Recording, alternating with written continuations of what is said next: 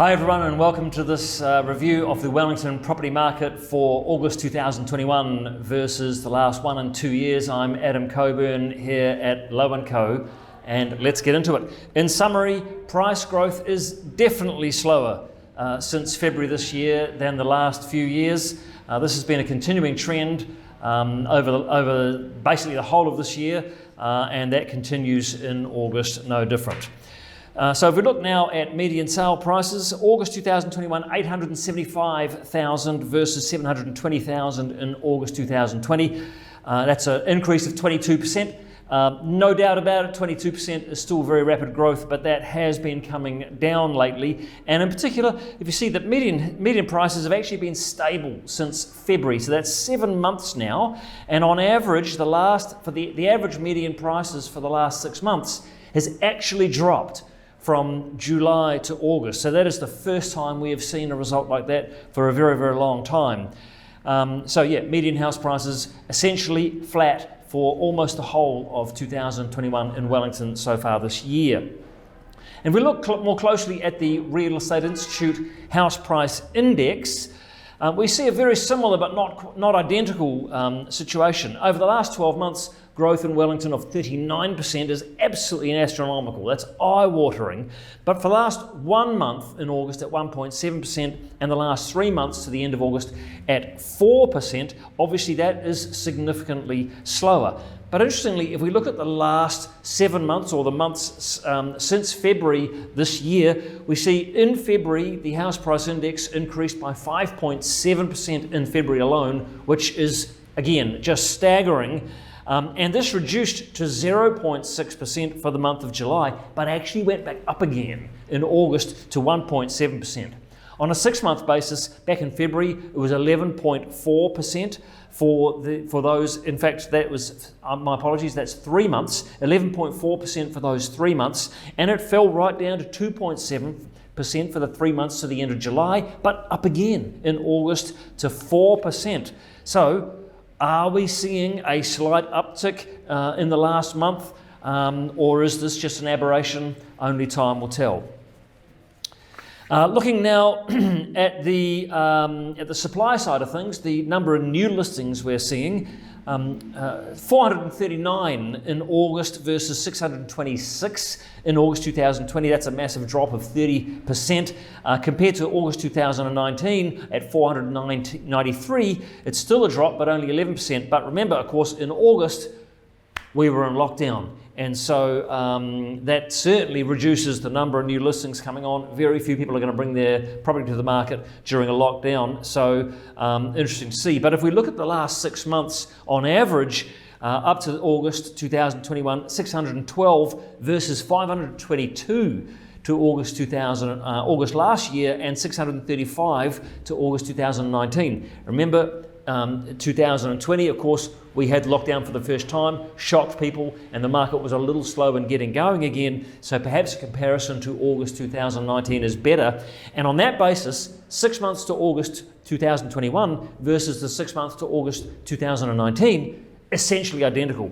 612 versus 635 on average for those 6 months to August. And so while many people are complaining there's nothing on the market to buy, in actual fact, this data suggests that we're getting the same number of new listings in the 6 months to August this year as we saw 2 years prior. So it certainly isn't that there are fewer listings coming to market than at least there were 2 years ago. What about number of sales? 510 in August this year versus 778 August 2020 and 581 in August 2019. Now, of course, again, very hard to make sales during lockdown, so that's why the numbers in August this year are so low compared to August last year. We were by then coming out of lockdown and the market was getting it going again, so the market was all fairly firm and active in August last year.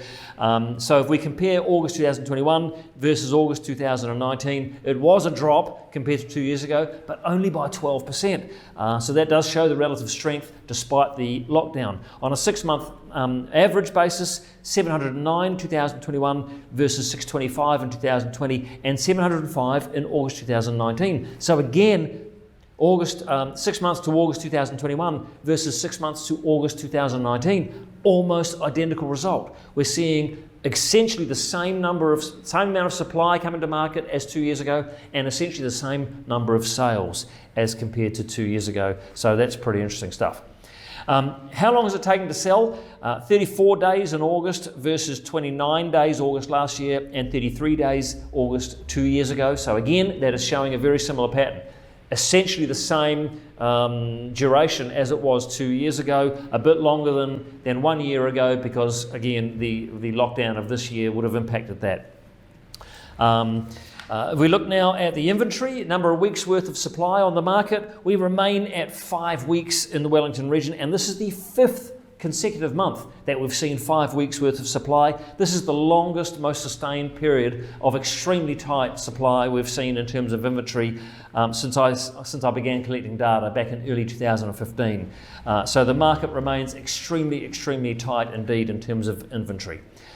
How many listings on Trademe? Now, for the very first time, we are seeing essentially the same number of listings on Trademe as we saw a year ago. So there's no question that listing volumes on Trademe are very low, but no lower than a year ago. It seems that we have stabilised. So where will it go from here? Will we see an uptick in the amount of listings on Trademe? I expect we will see that coming as we hit into spring, especially as Auckland comes out of lockdown, as the Auckland market is essentially opened up. So we may well have seen the low point of the number of listings on Trademe now. So that's good news for buyers, I guess. So folks, in summary, we continue to see very strong price growth over the last 12 months, but certainly it has slowed throughout 2021. New listings volumes and sale volumes are both down in August, but the 6-month average over the last 6 months this year is almost identical to what we saw in the same 6-month period 2 years ago. It's taking slightly longer to sell property compared to a year ago, but we suspect that's because of the lockdown, and again, a very similar number as what we were seeing in 2019. Inventory levels remain extremely low, and the longest, most sustained period of such low inventory levels that we've seen, 5 weeks for the last 5 months in a row. Website listings remain very low, but they seem to have plateaued and are remaining stable. So in summary, yeah, price growth is slowing, but the market remains tight and stable. And what will happen when Auckland really opens up as it comes out of lockdown? That's going to be a very interesting thing to see. Hope that's useful and helpful. If you want any advice, please reach out. It's Adam at Lowe Co. Take care and see you next month.